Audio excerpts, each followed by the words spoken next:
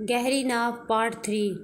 میں نے فوری جھک کر اس کے 2-3 بوسے لیے۔ ادھر رضا نے بھی میری طرح بے صبری سی دکھائی اور پینٹی کے اوپر سے ہی رانی کو کھچانے لگا۔ میں نے ٹانگیں ذرا کھول دیں اور ان کے ہونٹ ہونٹوں میں لے کر چبانے لگی۔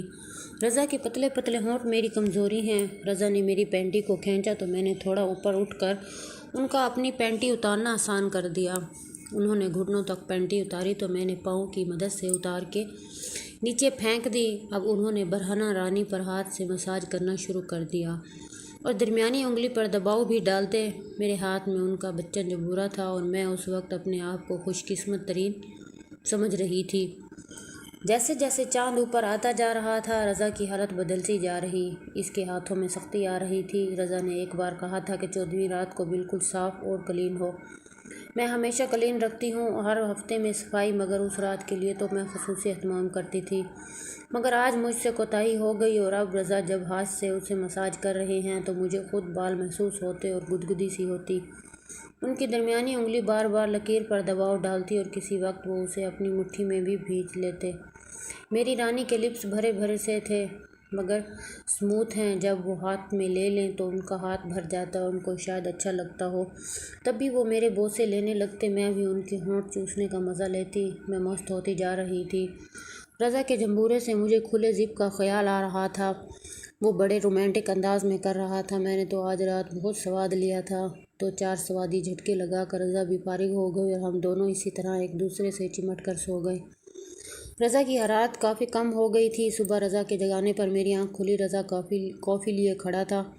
میں نے کافی لیتے ہوئے اس کی طرف جو دیکھا تو ہنسی نہ روک سکی۔ رضا کی گالوں پر میرے دانتوں کے نشان صاف نظر آ رہے تھے۔ اس کی گردن اور سینے پر نشان تھے۔ رضا بولے، رات کو تم کچھ زیادہ ہی مزہ دے رہی تھی۔ رضا تم ہو بھی مزیدار۔ اب اسے کیا بولتی کہ رات کو تمہارے ساتھ ساتھ کوئی اور بھی ہمارے ساتھ تھا۔ زپ کھول کے میں نے رضا سے کہا، جانی میں تو سونے لگی ہوں، ناشتہ اٹھ کر لوں گی۔ اوکے جانم، تم آرام کرو۔ اور میرے لپس چوم کر ہنستے ہوئے بولے، آج رات کا کیا پروگرام ہے؟ او رضا، رات کو تو تم نے میری رانی کا برتھا بنا دیا ہے۔ اب ایک ہفتہ تو اس کے قریب بھی نہ آنا۔ میں اسے رانی دکھاتے ہوئے بولی، رات کو پینٹی پہنے بنا ہی سو گئی تھی۔ رضا رانی دیکھ کے کہنے لگے، ارے یہ تو پہلے سے بھی سونی لگ رہی ہے، اور ہاتھ سے تھپکا۔ مجھے تھوڑا درد محسوس ہوا۔ رضا نے مجھے گدگدیاں کرنی شروع کر دی۔ میں بستر پر لوٹ پوٹ ہو رہی تھی کہ رضا نے میری ٹانگوں کو قابو میں کیا، اپنے ہونٹ میری رانی پر رکھ دیے۔ اف رضا، کیا کرنے لگے ہو؟ رضا نے چوم کر مجھے کہا، اس کا شکریہ تو ادا کرنا تھا، اور باہر نکل گئے۔ مجھے مایوسی ہوئی۔ تھوڑی دیر پہلے جو میں ایک ہفتے تک ہاتھ نہ لگانے کا کہہ رہی تھی، اس کے ہونٹ لگتے ہی من چاہ رہا ابھی ایک راؤنڈ ہو جائے۔ میں ٹیلی فون کی گھنٹی پر اٹھ گئی اور ہیلو کہا تو یاسمین تھی۔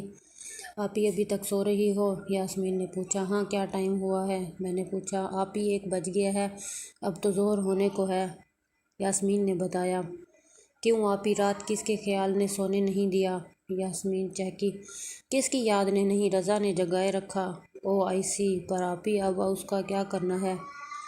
کس کی بات کر رہی ہو یاسمین؟ میں نے پوچھا۔ آپی آپ بھی نا، کل جس نے اپنا کارڈ دیا تھا، علیم، بھول گئی کیا آپ نے؟ یاسمین تم خود ہی اس کی برت لو، میرا بالکل من نہیں ہے۔ میں نے تھوڑا ریزرو ہونے کی کوشش کی۔ یاسمین فوراً بولی، ایسے کیسے ہو سکتا ہے آپی، جب تک آپ ساتھ نہ دیں تو کچھ بھی نہ کر پاؤں گی۔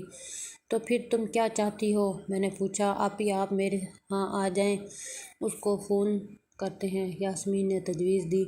ایسا کرو، اسے فون کر لو۔ بات آگے بڑھی تو میں پھر بھی کچھ سوچوں گی۔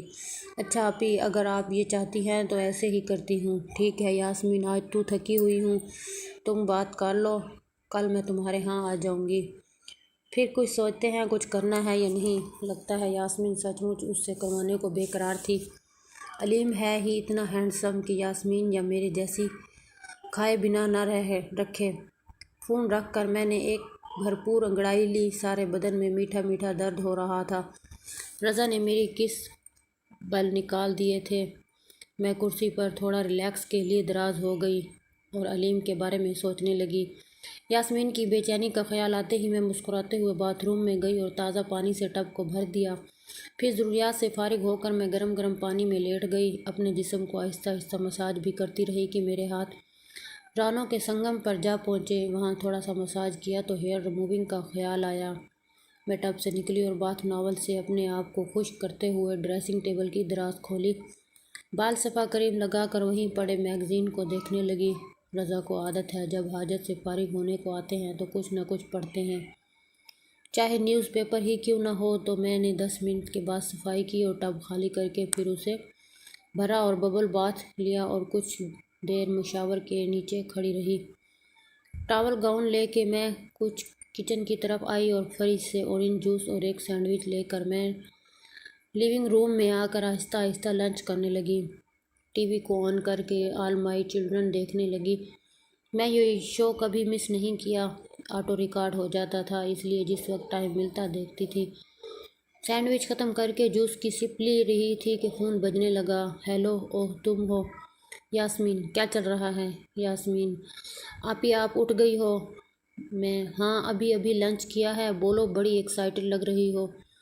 یاسمین: آپی علیم کو فون کیا تھا، بڑی اچھی طرح بات کی، جب میں نے اسے یاد دلایا ہماری ملاقات ہسپتال میں ہوئی تھی تو آپی اس نے فوراً پوچھا، ارے آپ وہی ہیں نا کھلی زپ والی؟ پھر تم نے کیا کہا؟ میں نے تجسس سے پوچھا۔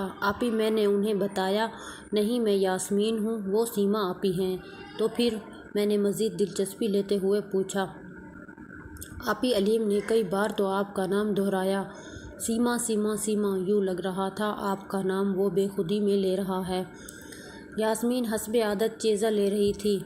یاسمین: چھوڑو اب اصل بات پر آؤ، کب مل رہی ہو علیم سے؟ کچھ بھی ڈن نہیں ہوا، علیم تو آپ کے بارے ہی پوچھتا رہا اور ملاقات کا بھی اسے یہی عندیہ دیا کہ 2-4 دن کے لیے وہ دوسری اسٹیٹ جا رہا ہے۔